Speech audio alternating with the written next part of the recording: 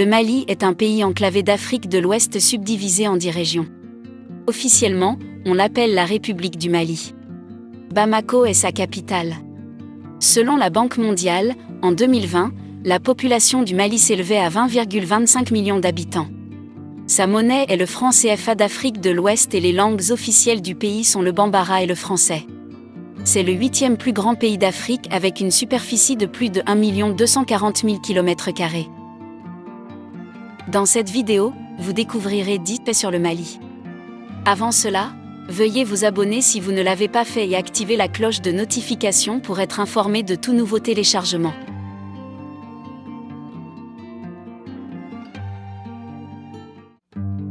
La grande mosquée de Djenné. Située sur les plaines inondables du fleuve Bani dans la ville de Djenné, la structure précédente construite sur le site a été construite au XIIIe siècle. Le bâtiment actuel date de 1907. C'est l'un des monuments les plus populaires d'Afrique et fait partie de l'ancienne ville de Djenné. La grande mosquée de Djenné est un grand édifice en banco ou pisé de style architectural soudano-sahélien. On dit que la grande mosquée originale a été érigée lorsque le roi Kwakomboro, qui était le 26e souverain de Djenné et son premier sultan, a décidé d'utiliser des techniques de conception traditionnelles et des matériaux locaux pour construire un lieu de culte musulman en ville. Il a fait détruire son palais et la mosquée a été construite à sa place pour exprimer sa nouvelle foi. Construit à l'aide de mortiers d'argile et de briques cuites au soleil, il s'agit de la plus grande structure d'argile de boue artificielle au monde. Chaque mois d'avril, les habitants de Djenné entretiennent les murs de la mosquée lors d'un festival d'une journée appelée crepissage. Ils reconstruisent les murs avec de la boue. La mosquée d'origine a présidé l'un des centres d'apprentissage islamique les plus importants d'Afrique au Moyen Âge. Des milliers d'étudiants viendront étudier le Coran dans les madrasas de Djenné. La grande mosquée de Djenné est devenue un site du patrimoine mondial en 1988. 9. Les langues du Mali. Le Mali compte 12 langues nationales. Elles comprennent A. Bomu. B. Mamara Senoufo. C. Mazina Fulfulde. D. Soninké. E. Tieyak Sobozo. F. Arabe Hassaniya. G. Dogon. H. Maninkakan. I. Somgay. J. Tsienara. K. Tamashek. L. Xazongaksango. Ces langues sont parlées comme première langue de leurs groupes ethniques associés. Ces lingas francas comprennent A. Bambara. B. Peul. C. Français. Les autres langues importantes sont l'arabe et l'anglais. 8. Le poisson-éléphant et les éléphants au Mali. Mormirop udoti est un poisson d'eau douce que l'on ne trouve qu'au Mali. On l'appelle le poisson-éléphant en raison de son museau tubulaire allongé. Le poisson est considéré comme une grande délicatesse à Bamako. Le peuple bozo vivant sur les rives du fleuve Niger est connu pour pêcher le poisson-éléphant. Ils sont considérés comme les « maîtres de la rivière » en raison de leurs compétences dans l'eau et de leur caractère doux. Les éléphants du désert du Mali sont l'une des 2 seules populations d'éléphants adaptées au désert. Ce sont les éléphants du Gourma, les éléphants d'Afrique adaptés au désert. Ils subissent la plus longue migration d'éléphants au monde et constituent la population d'éléphants la plus septentrionale. Ils subissent fréquemment des tempêtes de sable, des pénuries d'eau et des températures de plus de 50 degrés Celsius. Les éléphants gourma coexistent pour la plupart pacifiquement avec les peuples locaux Dogon, Touareg et Fulani. Ils pratiquaient principalement le pastoralisme dans le passé mais se tournent maintenant vers l'agriculture. En 2009, une grave sécheresse a asséché complètement le lac Banzna, privant les éléphants d'un de leurs points d'eau. Le braconnage et le changement climatique ont malheureusement considérablement réduit leur nombre. Parc national du Mali. Il s'agit d'un espace de 103 hectares au sein d'une grande réserve forestière protégée de 2100 hectares située à Bamako, au Mali. Il forme une ceinture verte importante dans le pays aride. C'est un grand canyon semi-circulaire de zones forestières protégées qui se trouve sous les affleurements en terrasse du plateau de Koulouba, entre le complexe du palais présidentiel et le musée national. Le parc a été conçu pour offrir de grands espaces libres de loisirs et d'activités éducatives au public, aux touristes et aux groupes scolaires. Le parc dispose d'un réseau de circulation piétonnier complet. Il contient des pistes de fitness, de jogging, d'alpinisme et de cyclisme de difficultés variables et des sentiers de sensibilisation à la nature, aux oiseaux et à la botanique. Le réseau permet un accès facile au parc et à ses installations comme l'amphithéâtre et le musée national. L'amphithéâtre est dédié à l'éducation et aux arts de la scène. La phase 1 du parc comprenait le réaménagement et l'intégration de 8 installations existantes. Il y a des espaces de jardin avec des jardins de fleurs, un jardin médicinal et des zones boisées, des panneaux éducatifs, des affichages et des guides formés. Pour le 50e anniversaire du Mali, le parc national de Bamako a rouvert avec de nouveaux bâtiments comme des bâtiments d'entrée, un centre sportif et un restaurant exclusif. Tous les bâtiments sont recouverts à l'extérieur de pierres naturelles locales, ce qui réduit les coûts de construction et renforce l'identité locale. C'est un bel endroit pour se détendre et apprendre. 6. Magnifique falaise de Bandiagara. Il s'agit d'un escarpement dans la région d'Ogon du Mali. Il a une longueur d'environ 150 km. La falaise de Grès s'élève à environ 1600 pieds au-dessus des plaines sablonneuses inférieures au sud. Elle est aujourd'hui habitée par le peuple d'Ogon. Dans le passé, il était habité par les peuples Tolois et Télème. Le site de Bandiagara est un magnifique paysage de falaises et de plateaux sableux avec une architecture magnifique comme des greniers, des hôtels, des maisons, des sanctuaires et des espaces communaux, des lieux de rencontre. Les traditions sont encore pratiquées par les habitants de cette terre, comme le port de masques, les rituels, les cérémonies impliquant le culte des ancêtres et les fêtes. Cet escarpement est un vaste paysage culturel couvrant environ 40 000 hectares comprenant 289 villages. Ils sont disséminés dans les plaines, l'escarpement et le plateau gréseux. La région présente des caractéristiques géologiques et environnementales impressionnantes. Vous devriez voir le Toguna. Une longue et large construction offrant un abri sous un toit de branchages soutenus par des poteaux en bois. C'est là qu'il y a des bancs pour les hommes. On y trouve également des sanctuaires totémiques et autres lieux privilégiés. Certains dans des maisons, d'autres dans des grottes. Le patrimoine souffre aujourd'hui des effets négatifs de la mondialisation liée au développement accru du tourisme culturel et à la sécheresse. C'est dans l'ensemble un grand site touristique. 5. Le sel et l'or du Mali. Le Mali possède de nombreuses mines de sel. Le plus ancien est à Oudéni. La mine est située dans le nord du Mali, dans la zone désertique, à environ 413 miles de Tombouctou. Le sel est extrait à la main du lit d'un ancien lac salé, divisé en dalles puis transporté à dos de chameaux ou de camions à Tombouctou.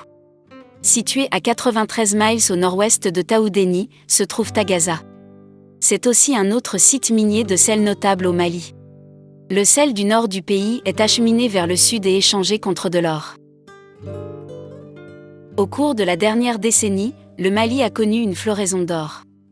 À l'heure actuelle, c'est le 3e producteur d'or d'Afrique et l'une des économies les plus dépendantes de l'or au monde.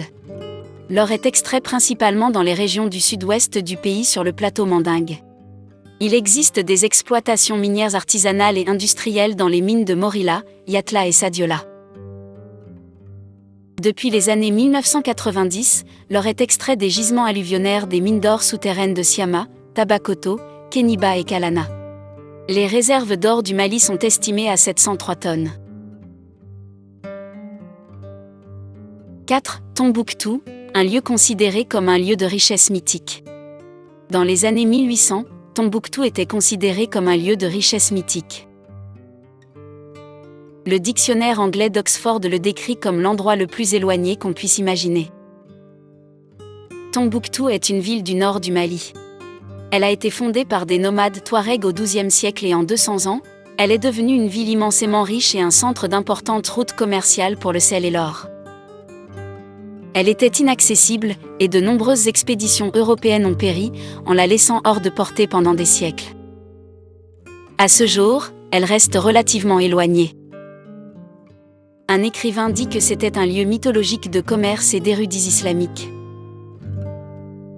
Tombouctou est devenu une partie de l'Empire du Mali au XIVe siècle jusqu'à ce qu'il soit repris par l'Empire Songhai en 1468. Une armée marocaine a vaincu l'Empire Songhai et a fait de Tombouctou sa capitale. Il est tombé en déclin au XVIIe et XVIIIe siècle. En 1960, Tombouctou est devenue une partie de la République du Mali nouvellement indépendante. C'est maintenant un centre administratif du Mali.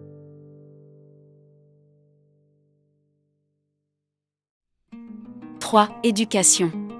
L'éducation au Mali est gratuite et obligatoire entre 7 et 16 ans ou jusqu'à la fin de la 9e année. Au Mali, les 6 premières années d'apprentissage sont l'enseignement primaire. Les 6 dernières années sont séparées en 2 cycles de 3 ans d'enseignement secondaire. À la fin de la 9e année, les élèves passent un examen appelé diplôme d'études fondamentales afin d'intégrer le 2e cycle de l'enseignement secondaire. Les écoles secondaires se trouvent principalement dans les zones urbaines et sont principalement privées. Selon l'Institut de statistique de l'UNESCO, 69% des enfants scolarisés au Mali sont inscrits à l'école primaire tandis que 36% sont inscrits à l'école secondaire. Ces données sont liées à l'économie et aux obstacles à l'accessibilité auxquels la société est confrontée. À la fin de la 12e année, les élèves passent un examen appelé le baccalauréat afin d'obtenir leur diplôme. Les étudiants peuvent ensuite se diriger vers des établissements d'enseignement supérieur comme l'Université de Bamako. La formation professionnelle et l'apprentissage sont également encouragés par le gouvernement. Une écrivaine, Cassie Wilson, écrit « Dans une étude sur l'éducation scientifique, technique et professionnelle des filles africaines, l'UNESCO a constaté qu'en moyenne les femmes représentaient 23% des diplômés universitaires dans le domaine médical, 3% des diplômés en ingénierie et 10% des diplômés en sciences agricoles. » L'éducation au Mali a connu une grande amélioration ces dernières années. Cependant, il reste nécessaire de réévaluer les obstacles qui empêchent les étudiants d'accéder à une bonne éducation. 2. L'Empire du Mali. L'Empire a été fondé par Soundiata Keita, 1214 à 1255. C'était une monarchie. Ses dirigeants, en particulier Mansa Musa, étaient réputés pour leur richesse. À son apogée, 1200 à 1300, l'Empire du Mali était le plus grand d'Afrique de l'Ouest. Après la mort de Soundiata Keita, les rois du Mali ont été désignés par le titre de Mansa. On dit que Mansa Musa a hérité d'un royaume déjà riche, mais son travail dans l'expansion du commerce en a fait le plus riche d'Afrique. Sa richesse provenait de l'exploitation de gisements de sel et d'or. Après son retour de la Mecque où il avait séjourné entre 1324 et 1326, il travailla à la revitalisation des villes de son royaume. Les langues mandingues étaient parlées dans l'Empire. Ils comprennent les Malinqués, les Peuls et les Mandingues. L'Empire a commencé et était centré autour de la région du Mandin qui se trouve maintenant dans le sud du Mali et le nord-est de la Guinée. L'islam était la religion officielle du pays bien que dans les zones rurales, il y avait des religions africaines traditionnelles. Niani aurait été la capitale de l'Empire du Mali. Sa population, au milieu du XVe siècle, était de 40 à 50 millions d'habitants. La monnaie de l'Empire du Mali était principalement de la poussière d'or, mais le cuivre, le sel, l'argent et les cauris étaient également couramment utilisés. L'Empire du Mali a été précédé par l'Empire de Gao et l'Empire du Ghana et succédé par plusieurs autres empires, Empire Songhai, Empire Kaabu, Empire Jolof et Empire du Grand Fulot. L'Empire du Mali s'étendait sur les pays modernes du Sénégal, du sud de la Mauritanie, du Mali, du nord du Burkina Faso, de l'ouest du Niger, de la Guinée-Bissau, de la Gambie, de la Guinée, de la Côte d'Ivoire et du nord du Ghana. L'Empire s'est effondré dans les années 1460 à la suite de guerres civiles, de l'ouverture de routes commerciales ailleurs et de la montée de l'Empire Songhai. Il a cependant continué à contrôler une petite partie de l'Empire occidental jusqu'au XVIIe siècle. 1. Autocuiseur d'Afrique. L'un des déserts les plus chauds du monde, le désert du Sahara, couvre une superficie de 3,6 millions de miles carrés. Le désert couvre une grande partie de l'Afrique du Nord représentant environ 31% de la superficie totale du continent. Pendant de nombreuses années, cette zone aride a reçu des précipitations annuelles inférieures à 200 mm. Certains des pays du désert comprennent Égypte, Libye, Mauritanie, Mali, Maroc, République du Niger, Tchad, Algérie et de petites parties du Burkina Faso, du Nigeria et du Soudan. Le Mali est l'un des pays les plus chauds d'Afrique. 65% de la superficie totale du pays est couverte par le Sahara. On l'appelle l'autocuiseur de l'Afrique car il fait généralement chaud surtout pendant les saisons chaudes comme avril où les températures peuvent monter jusqu'à 46 degrés Celsius ou même plus. Vous verrez au nord, La formation des dunes parallèles toujours changeantes dans le sable et la vallée du fleuve Niger à l'extrême sud du Sahara. Nous sommes arrivés à la fin de notre vidéo. Laissez-nous un pouce bleu si vous l'avez aimé. À bientôt.